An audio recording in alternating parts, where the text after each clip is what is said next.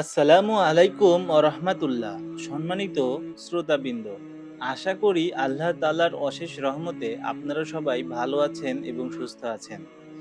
হযরত আবু বকর রাদিয়াল্লাহু তাআলা আনহু এর জীবনীর নবমতম পর্বে আজকে আমরা আলোচনা করব আবু বকর রাদিয়াল্লাহু তাআলা আনহু এর খেলাফতের সাথে ইরানীদের সাথে সংঘর্ষের বিষয়টা।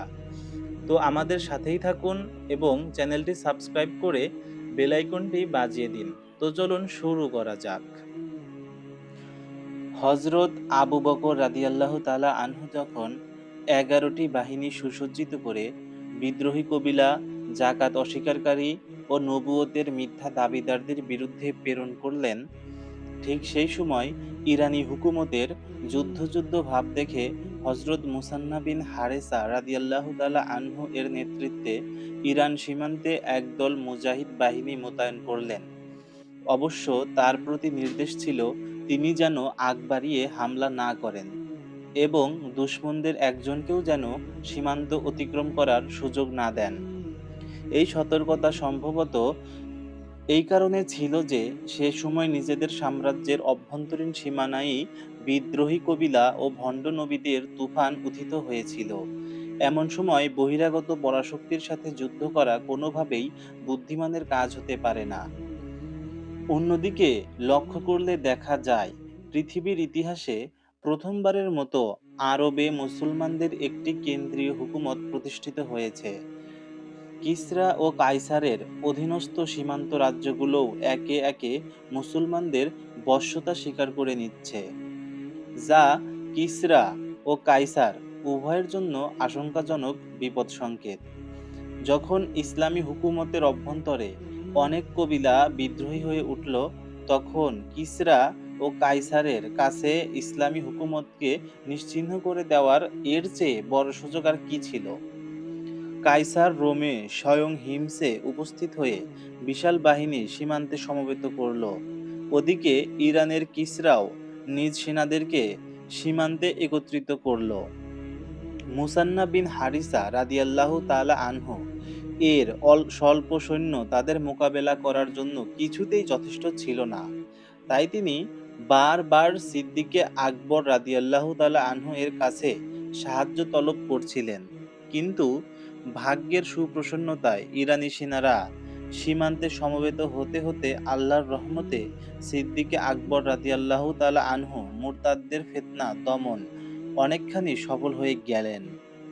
যে সময় ইরানের গভর্নর হরমুজ হর যে সময় ইরানের গভর্নর হরমুজ তার সেনাবাহিনী নিয়ে সীমান্তে আত্মপ্রকাশ করল, এদিকে ইয়াজ বিন গনম রাদিয়াল্লাহু তাআলা আনহু নজদের এবং খালিদ বিন ওয়ালিদ রাদিয়াল্লাহু তাআলা আনহু ইয়েমেনের ফিতনাকে চিরতরে নির্মূল করে ফেলেছেন।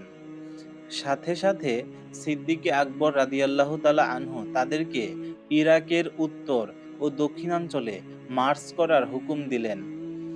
এমনি করে ইরানীদের সাথে মুসলমানদের প্রথম যুদ্ধ জাতুস সালাসিল ইলাই সংঘটিত হলো।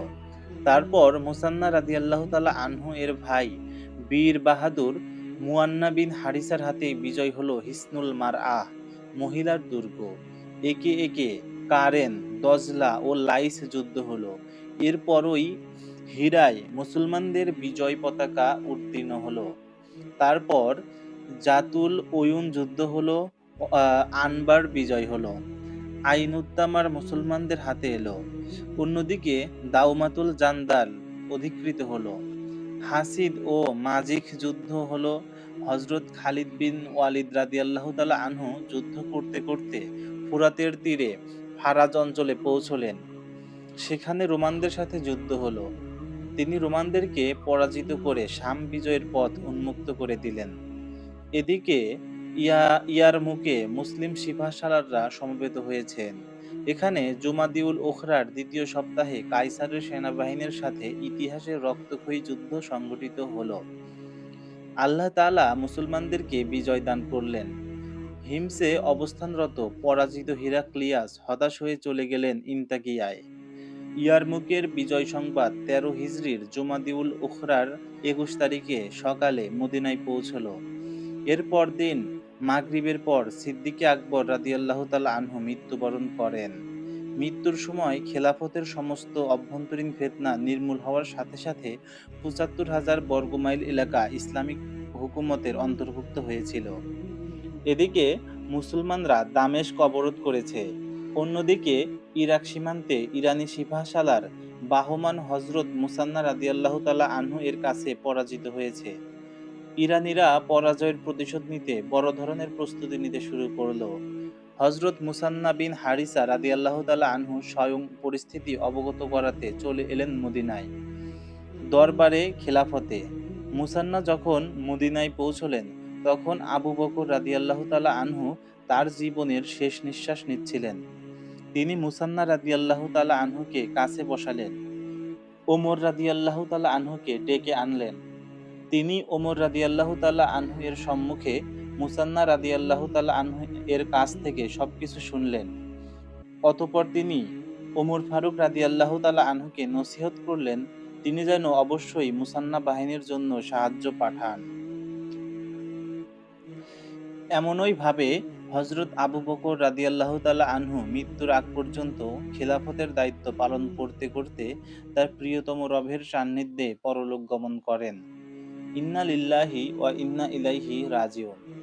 এই ছিল আবু বকর রাদিয়াল্লাহু তাআলা আনহু এর সময় ইরানীদের সংঘর্ষ, ইরানীদের সাথে যুদ্ধ। তো আজকের ভিডিও এ পর্যন্তই শেষ। যদি ভিডিওটি ভালো লেগে থাকে এবং ইসলামের ইতিহাস, সাহাবীদের জীবনী সম্পর্কে জানতে চান, তাহলে আমার চ্যানেলের সঙ্গেই থাকুন এবং চ্যানেলটি সাবস্ক্রাইব করে বেল আইকনটি বাজিয়ে দিন। আসসালামু আলাইকুম ওয়া রাহমাতুল্লাহ।